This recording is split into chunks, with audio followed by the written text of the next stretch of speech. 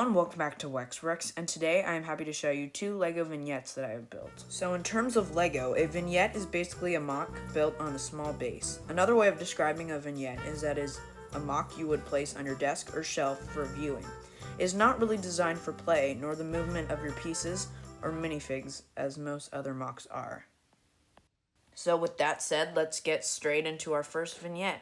This vignette is basically like a room in a house, and I really like how this one turned out, and I really like all the details that I incorporated within this MOC. So without further ado, let's get right into this MOC. So yeah, starting off, let's talk about I'm watering some small plants around the house. I really like the look of the plants because they're really intricate, and then other than the plants, I added some details like a bike and a table and a cat and some posters cluttering the walls, and I really like how those turned out. They turned out really nice. Other than the items on the floor, I added the window, which I really like, which it has some curtains hanging from, and it has some plants growing around it from the back, which is a really nice detail that I was happy to incorporate in this MOC. Lastly, I want to say that the floor is actually built on its side, and I really like the way it looks in this vignette.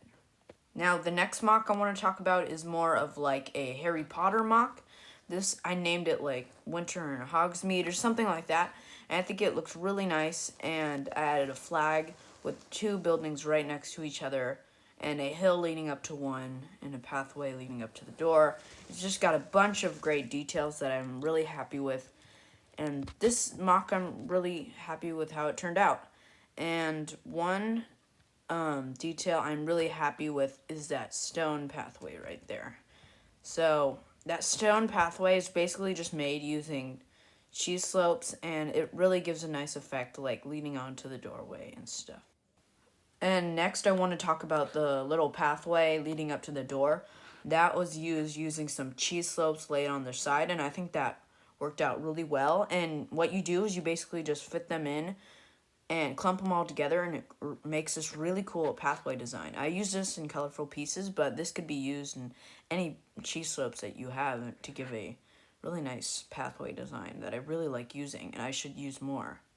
And lastly, I want to talk about the snow that was leading up to the door on the right side, and this was used using a net piece, which is attached like that, and it's really nice. I use that technique a lot, which is really nice, and it turned out really great for snow.